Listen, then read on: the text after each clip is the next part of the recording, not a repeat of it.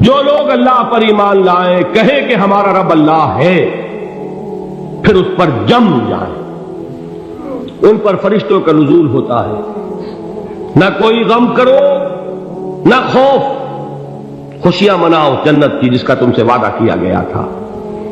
اللہ کی ربوبیت پر اطمینان جب انسان کو ہو جاتا، میرا رب اللہ ہے، ربی اللہ، انسان کے لیے نہ کوئی کھٹکا، نہ کوئی خطرہ، نہ کوئی خوف، نہ کوئی حزن۔ جو کچھ ہو رہا ہے کس کے اذن سے ہو رہا ہے؟ اللہ کے اذن سے۔ اللہ کے اذن کے بغیر پتہ تک نہیں ہلتا۔ یہ کوئی اندھا بہرا مادہ نہیں ہے جس سے مجھے کوئی خوف ہو۔ اندھا بھینسا چلا آ رہا ہو، اس سے تو ڈرنے کا ہر انسان کو ڈرنا چاہیے، نہ معلوم کس کو ٹکر مار دے۔ لیکن نہیں، اس کائنات کو چلانے والا ایک سمیع و بصیر خدا ہے، وہ جو میرا دوست ہے، میرا ولی ہے۔ اللہ ولی الذین آمنوا یخرجہم من الظلمات الی النور۔ اللہ اہل ایمان کا ولی ہے، ساتھی ہے، پشت پناہ ہے، مددگار ہے، حمایتی ہے۔ بتائیے جسے یقین ہو جائے کہ اللہ میرا مددگار، اللہ میرا محافظ، اللہ میرا پشت پناہ، اللہ میرا حمایتی، اس کے لیے کوئی خوف ہوگا؟ اس سے کوئی ڈر ہوگا؟ میں مثال دیا کرتا ہوں ایک بہت سادہ، پنجاب کے دیہات کی۔ تو بڑا چودھری ہے اور کوئی غریب کسان ہے، اس غریب کسان کے جانوروں کو ہر وقت اندیشہ ہوگا چوری کا، کوئی میری بھینس کھول کر نہ لے جائے، کوئی میرا بیل کھول کر نہ لے جائے۔ لیکن جس کے بارے میں یہ سب کو معلوم ہو کہ وہ جو بڑا چودھری ہے وہ اس کا دوست ہے، اس کی بچیا کو کوئی خوف ہوگا؟ اس کی بھینس پر کوئی ہاتھ ڈالے گا؟ اسے کوئی اندیشہ ہوگا؟ نہیں۔ کیوں؟ کہ وہ بڑا چودھری، بڑا اس کا یہاں کا سردار، جاگیردار، سب کو معلوم ہے وہ میرا دوست ہے، کوئی میرے خلاف اقدام نہیں کر سکتا۔ اس دنیا میں یہ چھوٹی سی بات اگر آپ کے دلی اطمینان اور سکون کا باعث بن سکتی ہے تو ذرا تصور کیجئے۔ میں لفظ تصور استعمال کروں گا صرف اس لیے کہ اس کا ہم جس کو کہتے ہیں ادراک اور شعور کر نہیں سکتے، اگر کے ساتھ کر سکتے۔ اگر یقین ہو کہ اللہ میرا مددگار اور یقین ہو کہ اللہ ہر آن میرے ساتھ ہے، پھر کوئی خوف؟ کس کا خوف؟ کوئی شے اللہ سے بالاتر ہے؟ کوئی قوت اس سے زیادہ طاقتور ہے؟ کوئی اس کے ارادے کو بدلنے والا ہے؟ کوئی اس کی مشیت کے آڑے آنے والا ہے؟ یہی بات ہے جو حضور نے فرمائی، یہ ایمان کا حاصل ہے لب لباب، کہ دیکھو اچھی طرح اس بات کو ذہن نشین کر لو، اگر تمام انسان مل کر تمہیں کوئی نقصان پہنچانا چاہے نہیں پہنچا سکتے، مگر جو کچھ اللہ نے لکھ دیا ہو، اور تمام انسان مل کر تمہیں کوئی نفع پہنچانا چاہے نہیں پہنچا سکتے، مگر وہ شے جو اللہ نے طے کر دی۔ آپ پھر میں کہوں گا ذرا طاری کیجئے، اسے فرض کیجئے، اسے سوچئے۔ اگر اس حدیث پر ہمارا دل ٹھکا ہوا ہو تو کسی سے ڈر ہوگا؟ یہ مجھے نقصان نہ پہنچا دے، یہ میری رپورٹ خراب نہ کر دے، یہ میری انکریمنٹ نہ رکوا دے، یہ میرا یہ نہ بگاڑ دے، یہ میرے یہ نقصان نہ پہنچا دے۔ اس کا ڈر، اس کا ڈر، اس کا خوف، اس کی خوشامد، اس کے لیے جا کر طرح طرح سے اپنی عزت نفس کو ذلیل کروانا اس کے سامنے، یہ سب کچھ کیوں کرتا ہے انسان؟ جب سمجھتا ہے کہ اس کے ہاتھ میں میرا کوئی نفع ہے، اس کے ہاتھ میں میرے لیے کوئی ضرر ہے، یہ مجھے کوئی غضب پہنچا سکتا ہے، یہ مجھے کوئی نقصان پہنچا سکتا ہے، یہ میرا کوئی کام بنا سکتا ہے، یہ میری کوئی ضرورت پوری کر سکتا ہے، اسی کا نام شرک ہے۔ جہاں آپ نے یہ سمجھا کہ غیر اللہ کے اندر کوئی طاقت موجود ہے، وہی شرک ہے۔ بتوں سے تجھ کو امیدیں، خدا سے نو امیدی، مجھے بتا تو صحیح اور کافری کیا ہے؟ شرک تو یہ ہے۔ جس پر بھی تمہیں یہ خیال ہے، کلمہ ہے یہ کلمہ سوم، لا حول ولا قوت الا باللہ، ذرا اس پر دل کو کبھی اگر آپ تصور کریں، پھر فرض کریں، دل ٹھک جائے اس پر، کوئی طاقت نہیں۔ یہی بات تھی جو شیخ عبد القادر جیلانی رحمۃ اللہ علیہ نے اپنی وصیت میں اپنے بچے سے کہی. 11ویں دینے والے ہیں، لیکن حضرت شیخ عبد القادر جیلانی کی وصیت اور تعلیمات کو کتنے لوگ ہیں جانتے ہو؟ یہ جن مقامات تک پہنچے ہیں وہ کس چیز کی بدولت پہنچے؟ انہوں نے جو پیغام دیا وہ کیا تھا؟ اے میرے بچے، جس طریقے سے قرآن مجید میں حضرت لقمان کی نصیحتیں جو ہے نقل کر دی گئی ہیں، میں یہ عرض کروں گا بالفرض اگر قرآن حضرت عبد القادر جیلانی کے بعد نازل ہوا ہوتا تو شیخ عبد القادر کی یہ نصیحتیں بھی قرآن میں درج ہوتی. اتنی اونچی نصیحتیں ہیں. اے میرے بچے، اس حقیقت کو ذہن نشین کر لے، لا فاعل فی الحقیقت ولا مؤثر الا اللہ. اس کائنات میں نہ کوئی فاعل حقیقی ہے نہ مؤثر حقیقی ہے سوائے اللہ. کسی شے میں کوئی تاثیر نہیں اگر اللہ نہ چاہے. آگ جلا نہیں سکتی اگر اللہ نہ چاہے. پانی ڈبو نہیں سکتا اگر اللہ نہ چاہے. زہر ہلاک نہیں کر سکتا اگر اللہ نہ چاہے. کوئی چیز فائدہ نہیں پہنچا سکتی اگر اللہ نہ چاہے. تو در در پہ کیوں سر جھکاتے ہو؟ در در پر کیوں جبیں سائی کرتے ہو؟ سب کے سامنے کیوں ہاتھ پھیلاتے ہو؟ ایک اللہ سے مانگو. ایک اللہ کے سامنے زمین پر اپنی جبین رکھو. لا فاعل فی الحقیقت ولا مؤثر الا اللہ. نظر آتا ہے ہمیں کہ پانی پیاس بجھا دیتا ہے. پیاس بجھانے کی صلاحیت پانی میں نہیں ہے، اللہ کے اذن سے. کھانا بھوک مٹا دیتا ہے. بھوک مٹانے کی صلاحیت کھانے میں نہیں ہے، اذن رب میں. دیکھیے یہی یقین تھا. حضرت موسیٰ علیہ السلام کا واقعہ یاد کیجئے. سامنے سمندر آ گیا ہے. قوم دیکھتی ہے پیچھے کہ گرد و غبار کا طوفان. معلوم ہوا کہ فرعون اپنے لشکر سمیت آ گیا. لشکر جب چلتا تھا تیز رفتاری کے ساتھ تو گرد و غبار کا جو طوفان اٹھتا تھا اس کا تصور کیجیے. اور لمحہ بلمحہ وہ قریب آ رہا ہے. پوری قوم نے کیا کہا؟ اے موسیٰ انا لمدرکون. اے موسیٰ ہم کو پکڑے گئے. قرآن مجید میں تو یہاں وہ باتیں نہیں لکھی ہیں، لیکن تورات میں یہ درج ہے کہ بنی اسرائیل جھگڑنے لگے، دست و گریبان ہو گئے موسیٰ کے ساتھ. موسیٰ نے یہاں مروایا لا کر، اس سے تو ہم ہی بہتر تھے. وہاں کھانے کو ملتا تھا، زندگی تو تھی، بیگار ہم کر رہے تھے، موت تو نہیں تھی. اب جو کچھ ہوگا اس کا تصور کرو، جس طریقے سے ہمارے ٹکڑے اڑائے جائیں گے. تو لڑ رہے ہیں حضرت موسیٰ علیہ السلام سے. یہ تورات کی تفصیل ہے. قرآن میں صرف اتنا آیا ہے، پریشان ہو کر انہوں نے کہا انا لمدرکون. موسیٰ ہم کو پکڑے گئے. اس وقت موسیٰ کا جواب کیا ہے؟ کلا ان معی ربی سیہدین. نہیں، میرے ساتھ میرا رب ہے، وہ راستہ دے گا. بتائیے کہاں راستہ نظر آ رہا ہے؟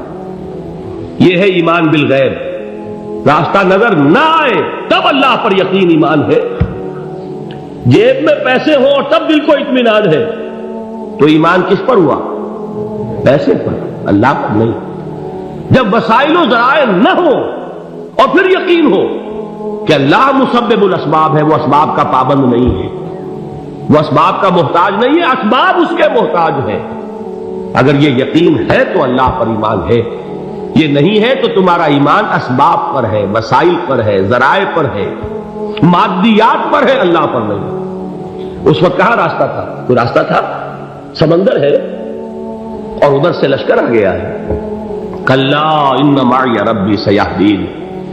اب دیکھیے ایمان کہہ دینا آسان ہے، ہوا معکم اینما کنتم. جہاں کہیں بھی تم ہوتے ہو اللہ تمہارے ساتھ ہوتا ہے. لیکن اس کا یقین قائم ہو جائے تو زمین و آسمان کا فرق واقع ہو جائے. یہی بات ہوئی حضور کے ساتھ. غار ہے، چھپے ہوئے ہیں محمد رسول اللہ اور آپ کے وہ یار غار ابو بکر صدیق رضی اللہ تعالی عنہ. اقبال نے حضرت ابو بکر کی شان میں چند اشعار کہے صرف، لیکن واقعہ یہ ہے کہ بھاری بھاری نظموں پر اور قصیدوں پر بھاری ہے. طویل ترین نظمیں اور قصیدے ہوں ان پر بھاری ہے. ہمتیں ابو بکر کی ہمت جو ہے کشت ملت را چوں ابر، جیسے بارش سے کھیتی اپجتی ہے، ابو بکر کی ہمت اور عزیمت اس امت کو اسی طرح سینچنے والی ہے۔ ثانیے اسلام و غار و بدر و قبر، وہ دوسرے تھے اسلام میں، دوسرے پہلے کون تھے؟ انا اول المومنین، حضور فرماتے ہیں سب سے پہلا ایمان لانے والا میں، دوسرے ابو بکر۔ ویسے ہمارے ہاں یہ چلتا ہے اختلاف، حضرت علی پہلے ہیں کہ حضرت ابو بکر پہلے ہیں، لیکن اس میں بڑی خوبصورت تطبیق قائم کی ہے علماء نے، اور بہت صحیح ہے۔ چار کے بارے میں فیصلہ ہی مت کرو کہ کون پہلے، ان کی ایک عجیب تقسیم کر دی ہے۔ آزاد مردوں میں، بالغ مردوں میں سب سے پہلے ابو بکر، بچوں میں سب سے پہلے علی، خواتین میں سب سے پہلے خدیجہ، اور غلاموں میں سب سے پہلے زید بن حارثہ۔ بڑی پیاری تقسیم ہے، یہ چاروں ہی پہلے ہیں، ہر ایک کے لیے اولیت ہے۔ اور واقعہ یہ ہے کہ اگر زمانی اعتبار سے تعین ہوگا تو پہلے خدیجۃ الکبریٰ آئیں گی رضی اللہ تعالی عنہ۔ کسی اور سے بات کرنے کی نوبت بعد میں آ سکتی ہے، پہلے تو اہلیہ محترمہ سے بات ہوئی، آتے ہی پہلی وحی ہوئی ہے، ابھی تبلیغ کا حکم نہیں تھا۔ کس کو بتایا واقعہ؟ ابھی اپنی نبوت کی تبلیغ کا تو حکم ہی نہیں آیا، واقعہ کس کا ہے؟ وہ خدیجہ کا ہے۔ جب کہا ہے کہ خشیت علی نفسی، مجھے اپنی جان کا اندیشہ ہے، تو کیا جواب دیا خدیجہ نے رضی اللہ تعالی عنہا؟ وہ صدیقۃ الکبریٰ ہے۔ صدیقات جو ہے خواتین، ان میں چوٹی پر خدیجۃ الکبریٰ ہے رضی اللہ تعالی عنہا، اور صدیق جو مرد ہیں ان میں صدیق اکبر ہے ابو بکر صدیق رضی اللہ تعالی عنہ، لیکن صدیقات میں چوٹی پر۔ جب حضور نے فرمایا خشیت علی نفسی، کیا فرمایا؟ کیا عرض کیا؟ کیسے تسلی دی؟ نہیں، اللہ آپ کو ضائع نہیں کرے گا، آپ غریبوں کے ہمدرد ہیں، آپ مساکین کے تکالیف رفع کرنے والے ہیں، آپ بیواؤں کی سرپرستی کرتے ہیں، آپ مسافروں کی خدمت کرتے ہیں، اللہ آپ کو ضائع نہیں کرے گا۔ یہ یقین ہے اس خاتون کے اندر۔ خیر وہ ایک علیحدہ بات ہو جائے گی۔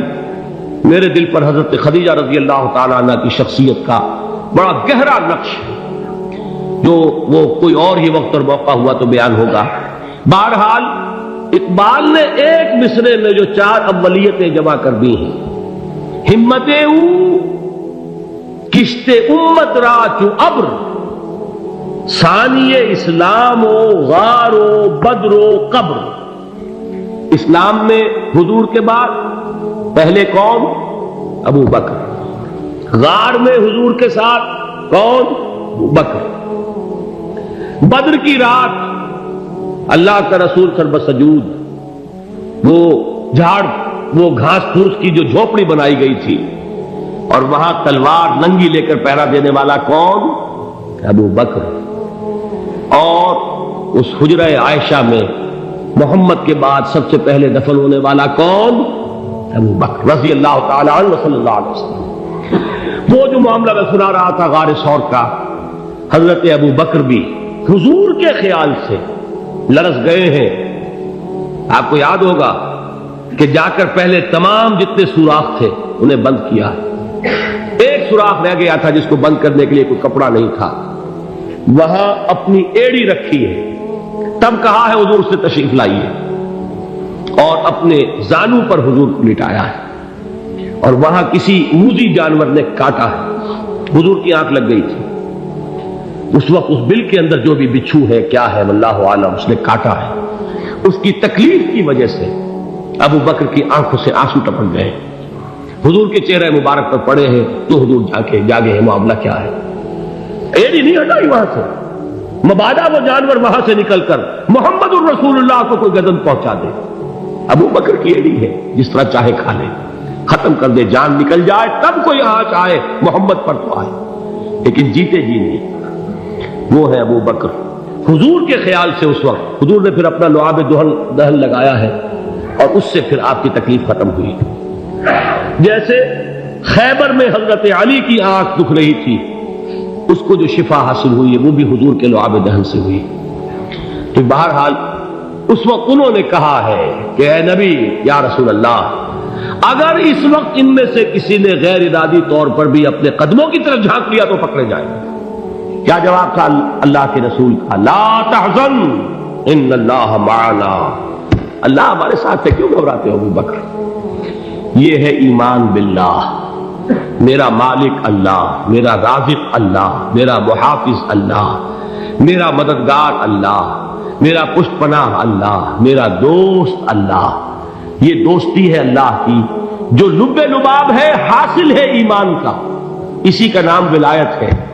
اولیاء اللہ کے سروں پر سینگ نہیں ہوتے، جس کے دل میں ایمان راسخ ہو چکا ہو وہی اللہ کا ولی ہے، جسے اللہ پر یقین ہو چکا ہے وہی اللہ کا ولی ہے، جسے یقین ہے اللہ میرے ساتھ ہے، میرا مددگار، میرا پشت پناہ، میرا ساتھی، میرا دوست، میرا محبوب، میرا محب۔ اللہ اہل ایمان سے محبت کرتا ہے۔ واللہ یحب الصادقین، ان اللہ یحب الذین یقاتلون فی سبیلہ صفا کانہم بنیان مرصوص۔ اللہ محبت کرنے والا، اہل ایمان محبوب، اور اہل ایمان محبت کرنے والے اللہ محبوب۔ والذین آمنوا اشد حبا للہ۔ آپ تصور کیجئے جسے یہ رشتہ ایمان یا رشتہ ولایت حاصل ہو جائے، الا ان اولیاء اللہ لا خوف علیہم ولا هم یحزنون، آگاہ ہو جاؤ، اللہ کے دوستوں کے لیے نہ کوئی خوف ہے نہ کوئی حزن ہے۔